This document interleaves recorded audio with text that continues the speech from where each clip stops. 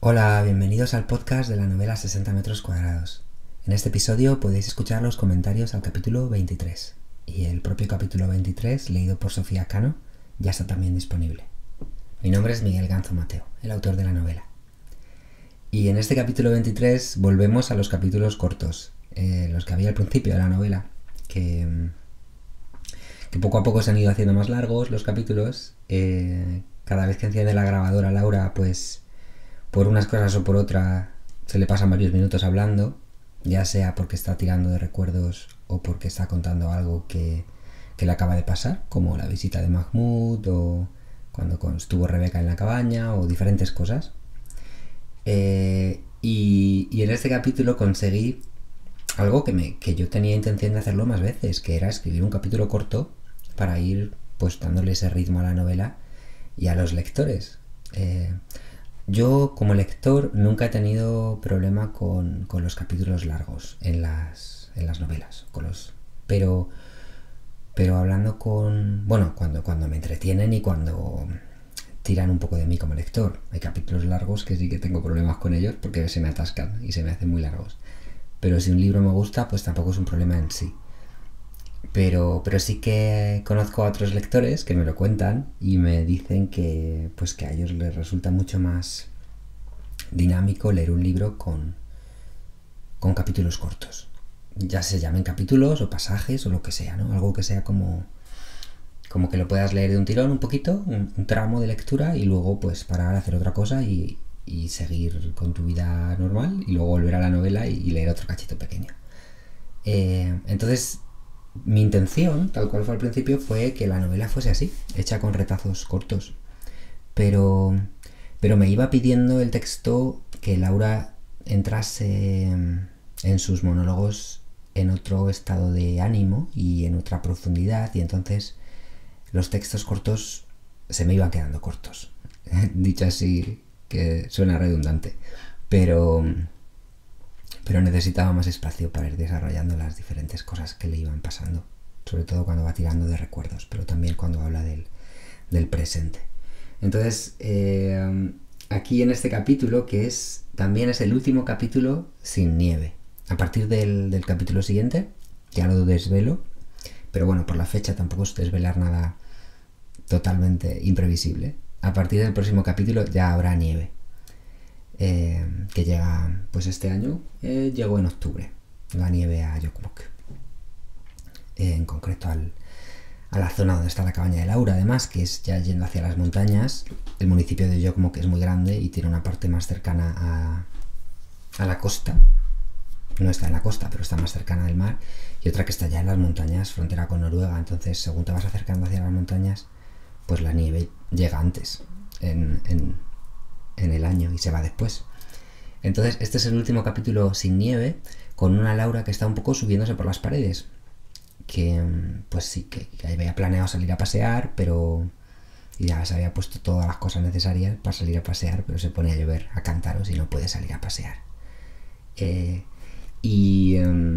Pues también es un poco una ventanita abierta a todo lo que sucede en la vida de Laura cuando no está en esas fases de capítulos largos que va contando mil cosas, como es un día en el que no cuenta nada así largo, sino simplemente que se sube por las paredes de la cabaña, que seguramente le pasó más veces, porque estaba allí sola sin ningún tipo de comunicación en tiempo real. Bueno, sí, cuando venía alguien a verla, pero no llamaba por teléfono, no miraba internet. Tenía libros que sí que eran y discos que sí que eran una fuente de estímulo, lo que diría ella, hablando medio en inglés, medio en español, un input.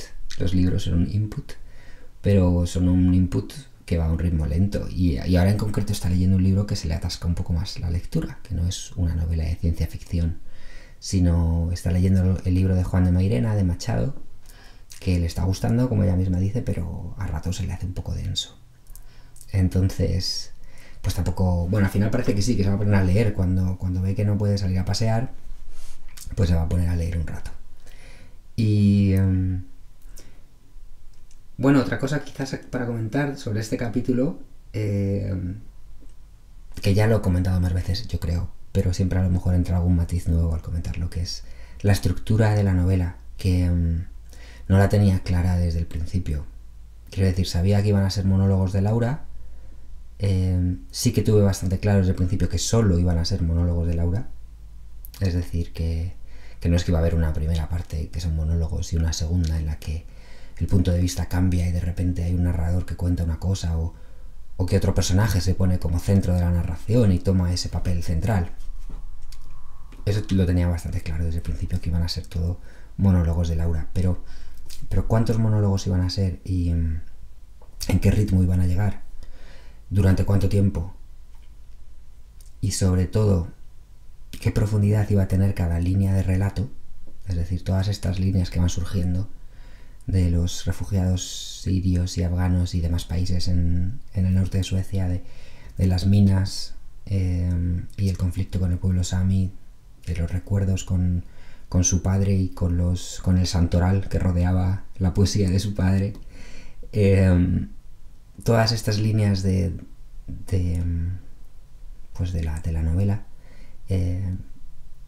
competían un poco, ¿no?, por el espacio y por mi atención, por la atención de Laura, pero sin tener muy claro desde el principio cuál iba a ser predominante. Y tampoco es que pretendiese tenerlo claro, simplemente iba surgiendo. En ningún momento, a estas alturas, yo pensaba que iba a escribir una novela de casi 600 páginas. Yo pensaba que iba a ser mucho más corta. Y de hecho, pues iba...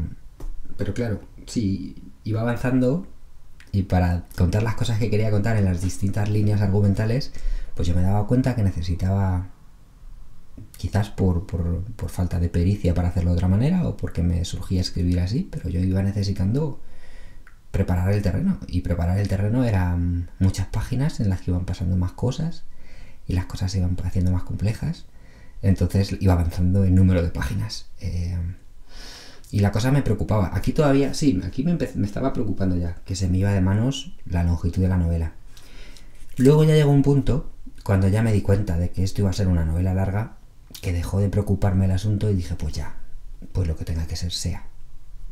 Luego, a la hora de publicarla, de encontrar editorial, que no encontré, o de mandarla a concursos en los que la mayoría te ponen un mínimo de páginas y un máximo, pues claro, como ponían un máximo, pues en muchos concursos, por ejemplo, la novela no ha tenido opción de participar, pues por ese exceso de páginas.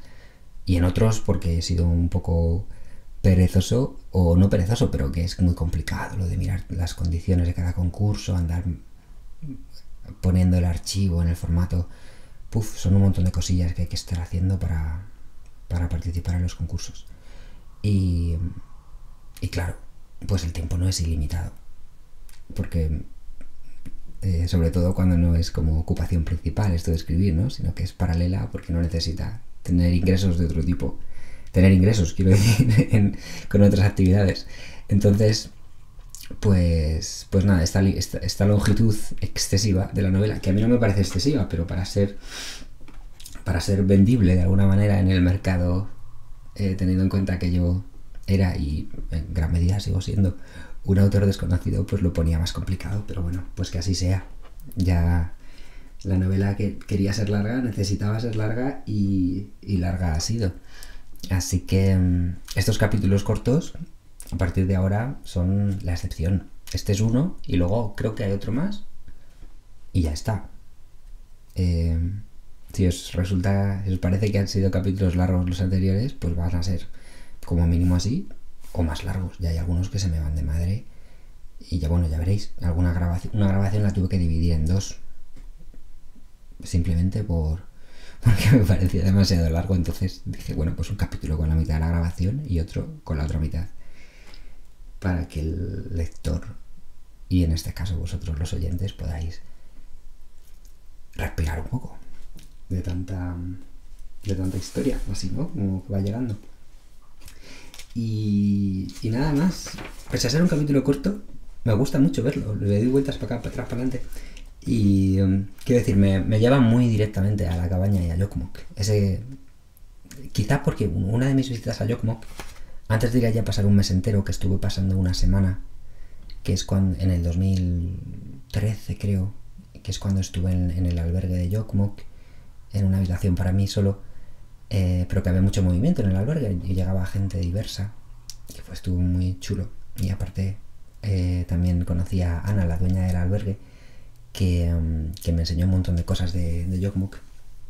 Pues fue en esta época, fue en octubre, y más adelante, quizá fue sobre el 15 o así de octubre, y me pilló la primera nieve allí. O sea, yo llegué y no había nieve, estaba todo gris. Es bonito, porque aquello es bonito siempre, muy verde, muy pues lleno de vegetación, de espacios abiertos, de montañas que cuando vas y las ves ahí a lo lejos. Entonces es muy bonito, pero estaba todo como, pues eso, un poco gris, ya cargado de lluvia, y de repente en esa semana empezó a nevar. Entonces me pilló allí la primera nieve y pude ver el cambio, que fue impresionante, porque ya de repente se puso todo blanco y bueno, lo que me contaban allí en el albergue, que en principio se iba a quedar blanco ya todo el invierno. Podía darse el caso de que subiesen las temperaturas y se fuese la nieve y luego volviese, pero lo más seguro es que no se fuese de allí la nieve ya. Entonces sí que vi ese momento del cambio y bueno, pues el cambio vendrá en el capítulo próximo, es cuando empieza a nevar. Así que ya de ahí en adelante todo blanco. Bueno, que para ser un capítulo corto he vuelto a enrollarme, como siempre, charlando de unas cosas y otras, que espero que estéis teniendo una buena semana y nos vemos la semana que viene. Hasta luego.